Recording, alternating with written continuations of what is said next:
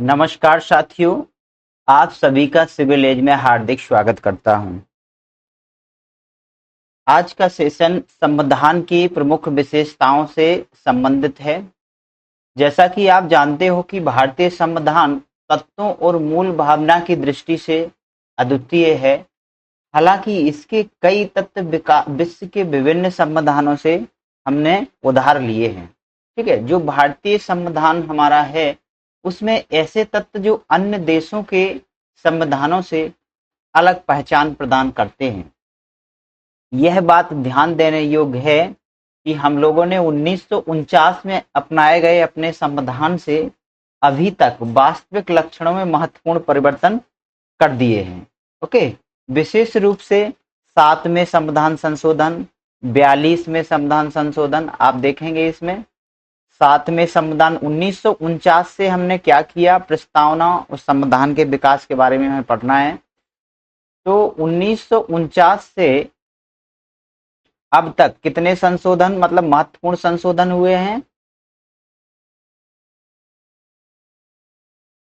हाँ, 1949 से अब तक आप देखिए, ये 7वां संविधान, 42वां, 44वां, 73, ये बहुत इंपॉर्टेंट संविधान संशोधन है।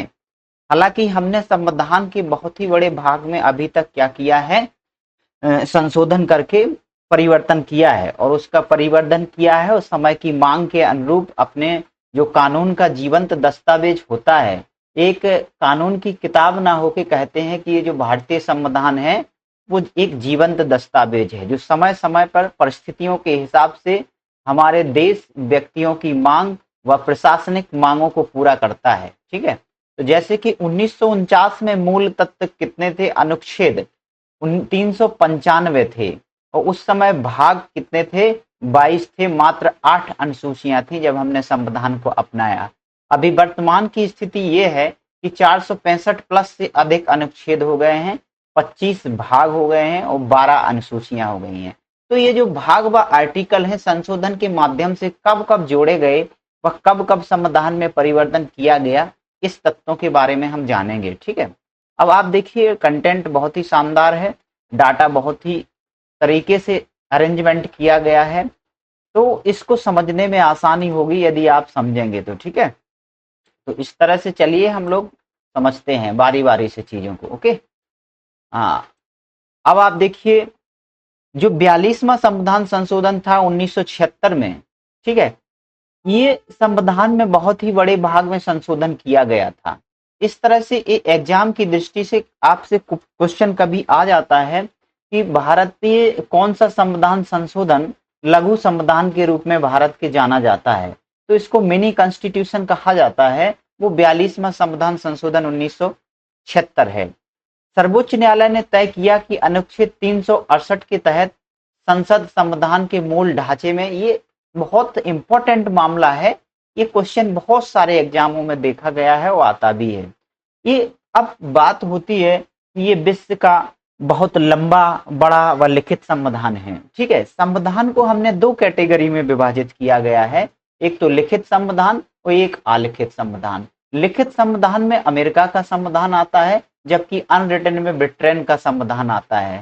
ठीक है, विस्तृत और समग्र अध्ययन आता है। अब हम बात करते हैं भारत के संविधान की। तो भारत के संविधान में जो मूल रूप से 1949 में हमने 22 भाग, 8 अनुसूचियां और 395 अनुच्छेदों को लिया।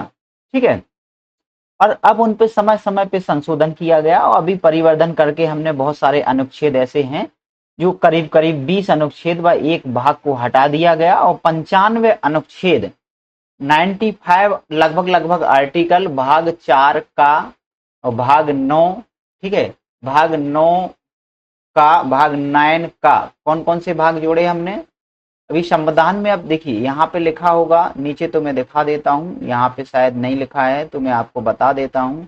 ठीक है, तो ये कितने कौन कौन से भाग ऐड किए हम लोगों ने?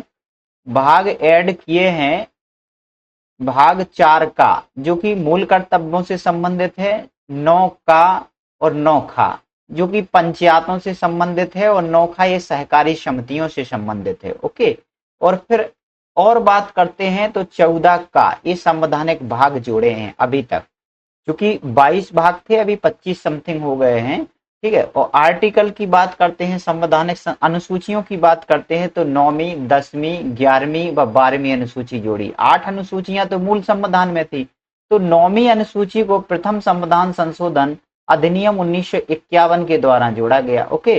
और 10वीं अनुसूची जो आपकी जोड़ी गई वो किससे जोड़ी गई, वो दल बदल से संबंधित है, जो कि 1985 में जोड़ी गई, 85 में संविधान संशोधन के द्वारा, ठीक है, 1985 में, ठीक है। अब 11वीं अनुसूची की बात करते हैं तो ये 73 में संविधान संशोधन 1992 के द्वारा जोड़ी गई, जो पंचायतों से संबंधित है। और 12वीं अनुसूची की बात करते हैं तो ये 74 में संविधान संशोधन 1992 के द्वारा जोड़ी गई, 1992-93 के द्वारा, ये आपकी नगर पंचायतों से संबंधित है, ठीक है। तो इतनी अनुसूचियां हमने जोड़ ली हैं समय समय पे।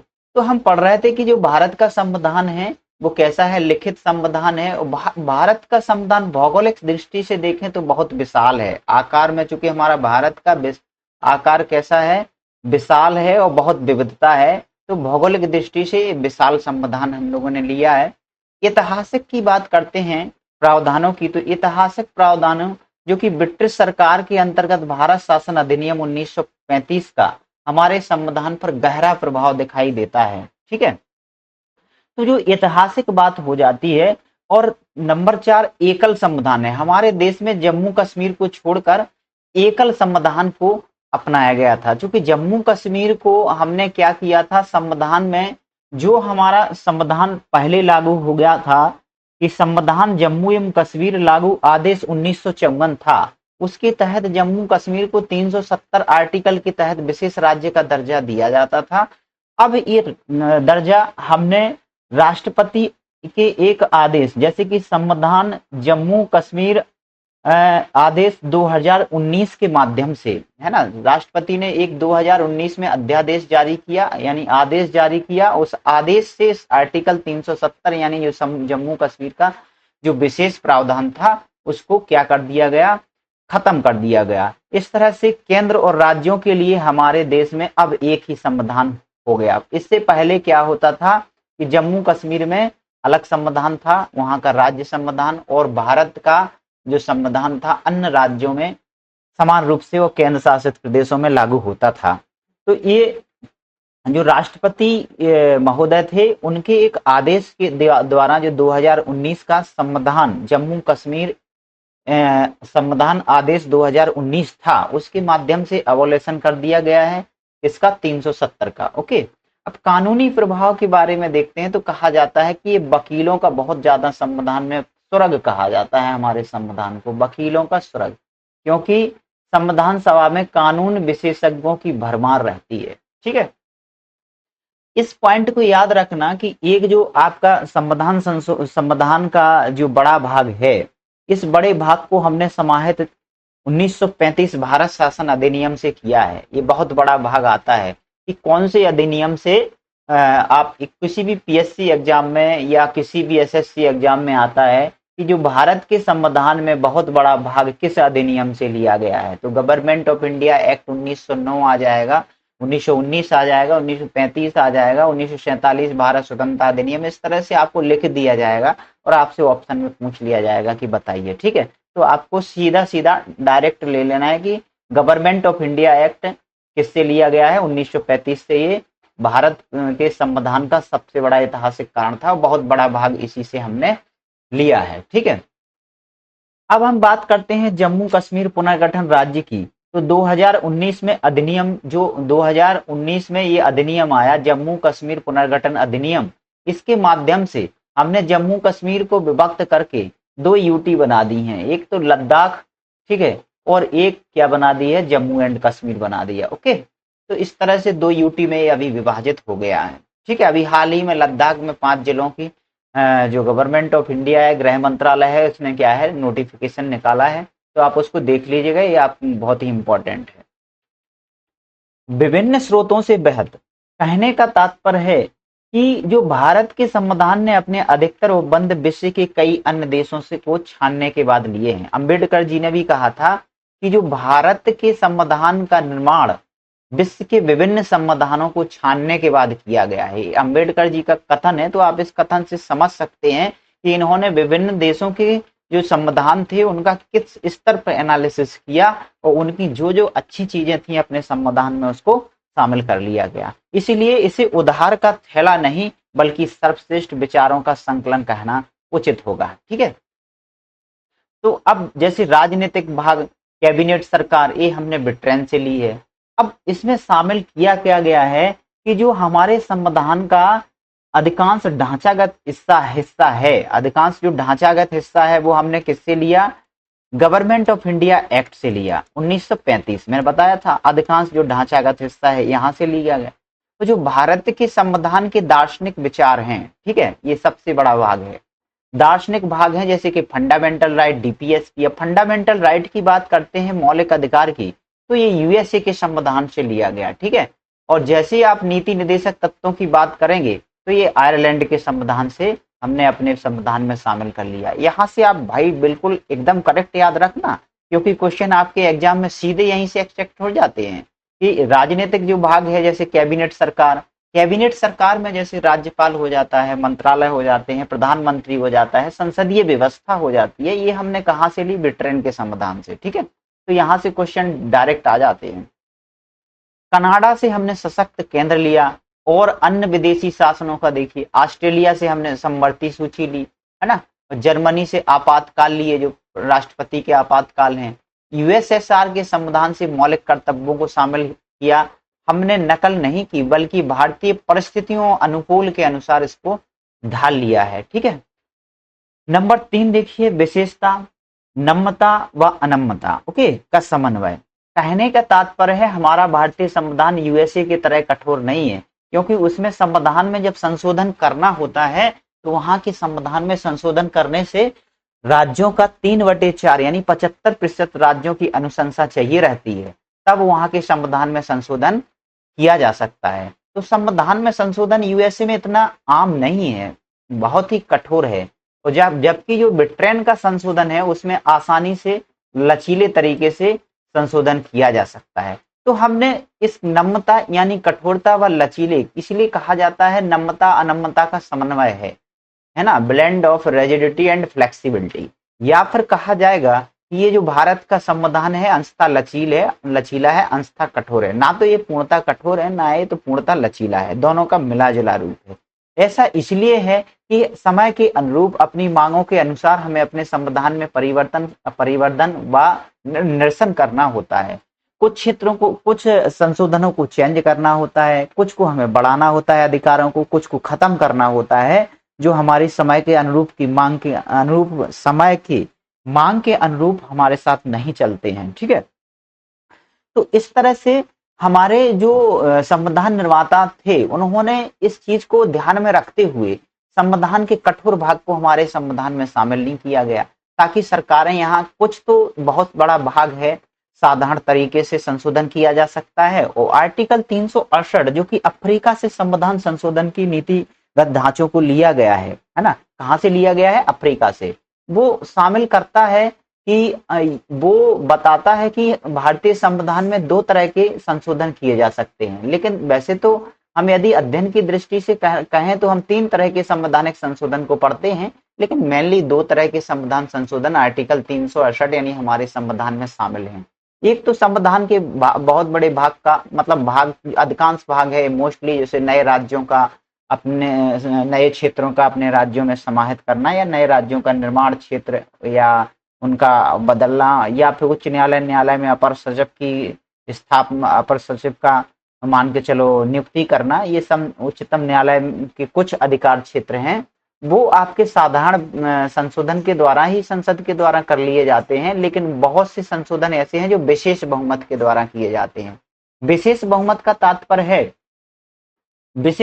तात्पर्य है कि जो संसद में या सदन में उपस्थित सदस्यों का 2/3 सदस्य जब किसी प्रस्ताव पर हस्ताक्षर कर देते हैं या आधे से अधिक, तो वो मान लिया जाता है कि वो संविधान जो संशोधन है विशेष बहुमत की जो शर्तों को पूर्ण करता है। ओके, अब इस तरह से जो अगला संशोधन है वो संघीय ढांचों से संबंधित होता है, जैसे कि राज्यों का बंटवारा, है ना, राज्यों में शक्तियों का बंटवारा, संघ सूची, है ना, ये सब विषय हैं वो किससे, संघ सूची से संबंधित होते हैं। तो इनमें यह मिला जुला के कहा गया है कि आसानी से संशोधन ना किया जाए और वो आधे राज्यों की स्वीकृति मिले उसमें, और संसद के विशेष बहुमत से उसमें संशोधन किया जा सकता है। ठीक है, तो कठोर व नम्य बनाने का आशय है कि बहुत से बड़े भाग जो जरूरतों के हिसाब से साधारण बहुमत से संशोधन किया जाए, विशेष बहुमत से, और जो संघीय ढांचे से मुद्दे हैं वो उनको राज्यों की, आधे राज्यों की अनुमति लिया जाए। अकेले केंद्र को यह पावर ना हो, वो अपनी शक्तियों, अपनी सत्तारूढ़ सरकार या राजनीतिक दल या अपने सत्ता का उपयोग करते हुए एक संविधान के बड़े भाग में संशोधन कर सके। ठीक है, तो इस तरह से हमारे देश के जो संविधान निर्माता थे उन्होंने लचीले व कठोर के बीच के मध्य का रास्ता अपनाया। ओके, तो ये देखिए भारत का संविधान ना तो पूर्ण लचीला है और ना ही कठोर है। ये आप मैंने प्रक्रियाएं बताई हैं, ये जो संघीय ढांचे से मुद्दे हैं वो आधे राज्यों से 50%। ध्यान दें कुछ प्रावधान जैसे नए राज्यों का निर्माण संसद में सामान्य बहुमत से बदले जा सकते हैं और आर्टिकल 368 के अंतर्गत नहीं आते हैं। मेनली 68 के अंतर्गत एक विशेष बहुमत प्लस राज्यों की सहमति, ये दो ही आते हैं संविधान में। तो संविधान में कितने प्रकार के संशोधन की प्रक्रियाएं हैं, दो प्रकार के संशोधन की। ओके, विशेषता एकात्मक की ओर झुकाव के साथ संघीय व्यवस्था। कहने का तात्पर्य ये है कि जो हमारे संविधान है, ठीक है, उसमें एकात्मक की ओर झुकाव रखा गया है लेकिन संघीय व्यवस्था को भी नजरअंदाज नहीं किया गया है। ओके, तो इस तरह से आप देखेंगे कि जो भारतीय संविधान संघीय सरकार की स्थापना करता है इसके सभी आम लक्षण विद्यमान है। ठीक है, भारत संघीय सरकार स्थापित करता है लेकिन इसमें भारी एकात्मक लक्षण भी मौजूद हैं। सबसे महत्वपूर्ण, पूरे संविधान में कहीं संघीय शब्द का इस्तेमाल नहीं हुआ है, मतलब फेडरल शब्द का नहीं हुआ है। फिर भी भारत का जो आर्टिकल 1 है हमें बताता है कि भारत यूनियन ऑफ स्टेट है, यानी राज्यों का संघ है, लेकिन संघीय शब्द का संविधान में कहीं उल्लेख नहीं है। अब क्वेश्चन यही आ जाता है कि संविधान में संघीय शब्द का उल्लेख किस आर्टिकल में है, कहाँ पे है या नहीं है। तो अब आप पढ़ा नहीं होगा तो आपको दिक्कत जा सकती है। ठीक है, संघीय लक्षणों में राज्यों की शक्ति और एकात्मक लक्षणों में मजबूत केंद्र। ठीक है, संघीय लक्षण में हमने राज्यों की शक्ति को नजरअंदाज नहीं किया गया था और एकात्मक जो लक्षण थे हमने मजबूत केंद्र के रूप में स्थापित किया ताकि इस केंद्र का राज्यों के ऊपर नियंत्रण पूरी तरह से बना रहे। ठीक है, जैसे कि आर्टिकल 356 क्या कहता है, आपातकाल में राष्ट्रपति शासन के बारे में बताता है। राष्ट्रपति शासन यदि किसी भी स्टेट में या राज्य में, ठीक है, क्या हो जाए, संविधान के अनुरूप सरकार ना चले तो वो संविधान, केंद्र को अधिकार है कि राष्ट्रपति को अधिकार होता है कि उस राज्य में राष्ट्रपति शासन लगा सकता है और जो केंद्र की सभी शक्तियां होती हैं वो राज्य के नियंत्रण में आ जाती हैं, केंद्र के नियंत्रण में आ जाती हैं। ओके, तो इसमें दो सरकारें हैं, शक्तियों का विभाजन है, द्विसदनीयता है, जैसे कि लोकसभा व राज्यसभा। ठीक है, और विधान परिषद व विधानसभा, दो सरकारें यानी केंद्र सरकार और राज्य सरकार, ये संघीय लक्षण है। शक्तियों का विभाजन 7वीं अनुसूची में है, जैसे कि समवर्ती सूची, संघ सूची, राज्य सूची। ये सूचियां कौन से में है, 7वें अनुसूची में शामिल किया गया है, संविधान की 7वीं अनुसूची में, और इनको 3 प्रकार में बांटा गया है, संघ सूची, केंद्र सूची और समवर्ती सूची। ओके, तो ये शक्तियों का विभाजन जो होता है वो संघीय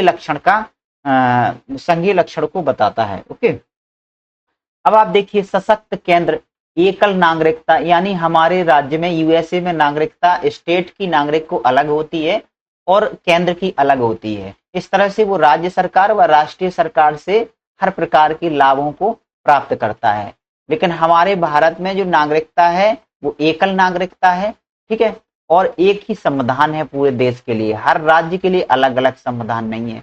एकीकृत न्यायपालिका है और अखिल भारतीय सेवाएं जो 312 आर्टिकल के तहत राज्यसभा को सृजन करने का अधिकार है, जैसे कि आईएएस, आईपीएस और आईएफएस, 3 प्रकार की अखिल भारतीय सेवाएं हैं, Indian administration service, Indian police service व इंडियन फॉरेस्ट सर्विस। ओके, तो ये अखिल भारतीय सेवाएं एकात्मक लक्षण के मजबूत संकेत हैं।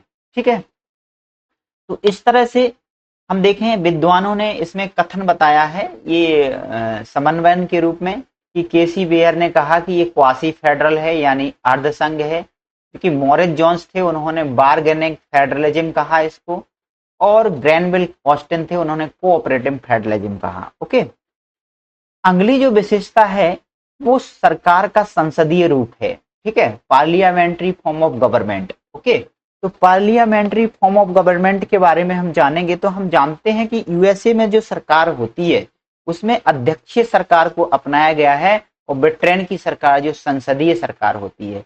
इस तरह से भारत ने ब्रिटेन की प्रणाली को ही अपनाया है, संसदीय सरकार को, ठीक है, जो विधायिका और कार्यपालिका के मध्य समन्वय व सहयोग के सिद्धांत पर आधारित होती है, जबकि जो अध्यक्षीय प्रणाली है वो दोनों देशों, दोनों के बीच, राज्य और केंद्रों के बीच शक्तियों के विभाजन के सिद्धांत पर आधारित होती है।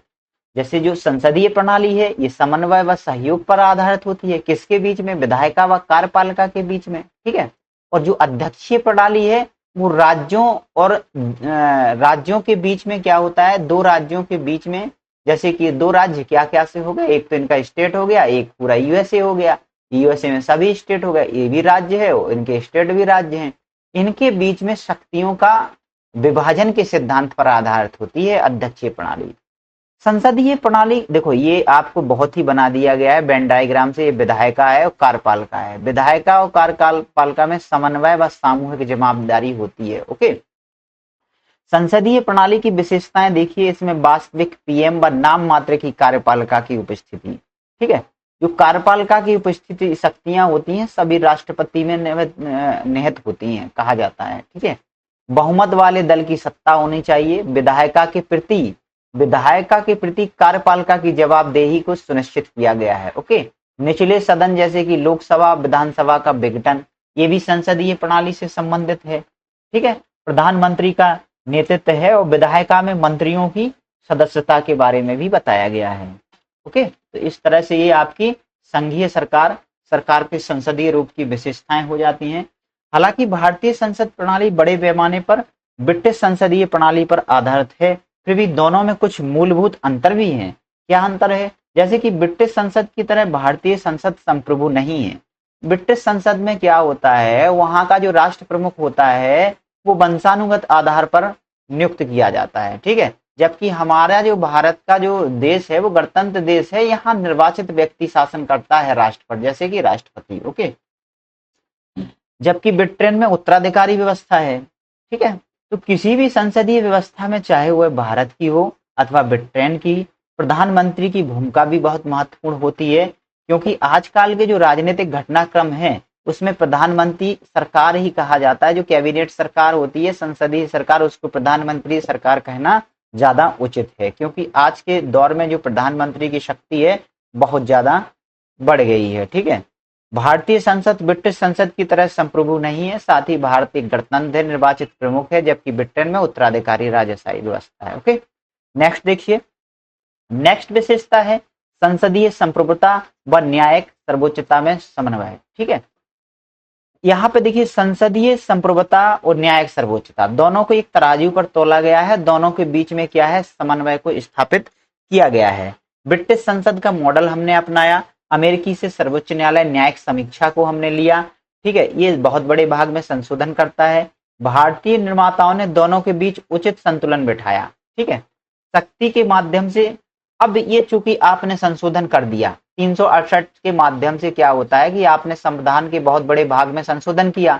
अब न्यायिक जो सर्वोच्चता है, न्यायपालिका यानी जो हमारे भारत का सुप्रीम कोर्ट है, वो देखता है कि यदि आपने इस तरह के किसी भी प्रकार का संशोधन किया संविधान में, जो संविधान के मूल ढांचा को, जैसे कि केशवानंद भारती बनाम 1973 में निर्धारित किया गया था कि जो संसद है संविधान के किसी भी बड़े भाग में अनुच्छेद में संशोधन कर सकती है, लेकिन वो क्या कर सकती है, वो संविधान के मूल ढांचे को प्रभावित नहीं कर सकती है। अब यदि इन्होंने संसदीय प्रभुता का अधिकार करते हुए ब्रिटिश मॉडल का 368 के आधार पर संविधान के एक बहुत बड़े भाग को संशोधित किया है जो मूल ढांचा का उल्लंघन करता है, तो न्यायालय को अधिकार है कि उस संशोधन को अमान्य व अवैध घोषित कर दे या असंवैधानिक कानूनों को निरस्त कर दे, ठीक है। तो इस तरह कितना बढ़िया संतुलन है। यदि कानून खराब बनता है तो हमारी न्यायिक यानी जो सुप्रीम कोर्ट है वो उल्लंघन करती है संविधान का संसद,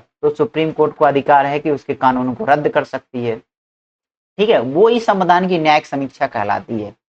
भारतीय भारतीय एससी यानी सुप्रीम कोर्ट की न्यायिक समीक्षा अमेरिकी न्यायालय से कम है, क्योंकि भारत में विधि द्वारा स्थापित प्रक्रिया यानी जापान है, जापान से लिया गया है, जबकि अमेरिका में विधि की नियत प्रक्रिया ड्यू प्रोसेस ऑफ लॉ के अनुसार लिया गया है। ठीक है, तो इस तरह से जो यूएसए का कोर्ट है उससे संवैधानिक न्यायिक समीक्षा भारतीय संविधान की न्यायालय की थोड़ी सी कम है। ओके, एकीकृत व स्वतंत्र न्यायपालिका के बारे में बताते हैं। नेक्स्ट विशेषता है कि integrated, independent and judiciary. Okay, इसके बारे में हम कल पढ़ेंगे। अभी अब जो भारत की संविधान की विशेषताएं हैं, ये बहुत बड़ा स्लाइड है, इसको समझ जाएंगे आप धीरे धीरे तो बिल्कुल बहुत ही मजा आ जाएगा। ठीक है, तो इसके बारे में हम लोग कल पढ़ेंगे। चलिए, धन्यवाद, थैंक यू। थोड़ा चैनल को भाई लोग सब्सक्राइब कीजिए और लाइक कीजिए। फिर इसका एमसीक्यू सेशन लाएंगे। एमसीक्यू सेशन लाने के लिए आप एमसीक्यू को यदि प्रैक्टिस करना चाहते हैं तो सिविल एज ऑफिशियल नाम का ऐप है, अभी तो शिक्षा पीठ के नाम से आता है। एप्लीकेशन पे आप शिक्षा पीठ सर्च करोगे और जैसे ही डाउनलोड करोगे तो सिविल एज का लोगो और सिविल एज ऑफिशियल करके नाम आ जाएगा। ओके, तो यदि आप क्या करना चाहते हैं, सिविल एज पर इसी संविधान संशोधन या भारतीय की संविधान की जो विशेषताएं हैं उसके क्वेश्चन, जैसे कि मैंने एमसीक्यू प्रैक्टिस करवा दिया, ये मास्टर स्लाइड से आपका डाटा करवा दिया, तो आप प्रैक्टिस करना चाहते हैं एप्लीकेशन पर तो प्रैक्टिस कर सकते हैं। ओके, तो चलिए, थैंक यू, धन्यवाद, ऑल ऑफ यू।